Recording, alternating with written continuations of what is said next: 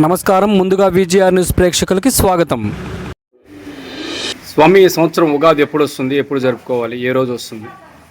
శుక్లాంబరధరం విష్ణు గజవర్ణం చతుర్భుజం ప్రసన్నవదనం ధ్యాయే సర్వవిఘ్నోపశాంతయే భూతాదిపాయద్మహే మహాదేవాయ ధీమహి తన్నో శాస్తా ప్రచోదయాతు తత్పురుషాద్మహే మహాసేనాధిమహి తన్నో షణ్ముఖ ప్రచోదయాతు. ఈ సంవత్సరం మనకి ఉగాది పండుగ 19వ తేదీ 3వ నెల అనగా ఈ నెల 2026 గురువారం రోజు ఈ యొక్క మనకి పరాభావనామ సంవత్సర తెలుగు సంవత్సర ఉగాది ఆ రోజు వస్తుంది. కనుక ప్రతి ఒక్కరు కూడా ఆ రోజే ఉగాది జరుపుకోవాలని మన పండితులంతా కూడా చెప్పుకున్నారు, శాస్త్రం అంతా కూడా చెప్పు ఉంది.